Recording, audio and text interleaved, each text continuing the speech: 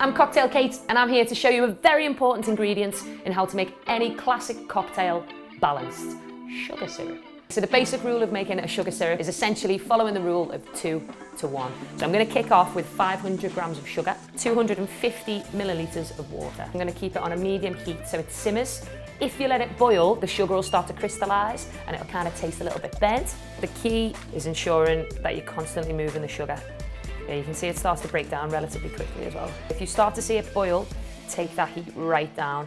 And what you're looking for is for that sugar to completely dissolve away. And so it looks just like a thick, clear, syrupy liquid. So you want to make sure that your sugar syrup goes into an airtight container. Just make sure that they're nice and sterilised. Get some boiling water in there, and we're just going to pour away. You look at the texture on that. And then I'm just going to pop that in the fridge. It'll last for a good 2 weeks. One of my favourite syrups is a ginger syrup. All you've got to do, peel some fresh ginger, slice the ginger, and throw it into the pan while the sugar and water are starting to come together. Keep stirring. The key to this one though is taste. When you feel that it's spicy and fiery enough for you, take it off the heat, strain off the ginger, pop it in a jar, whack it in the fridge. If you want to twist that up, if you like cinnamon, if you like nutmeg, if you like star anise, same principle. Follow those instructions and you'll be on to a winner.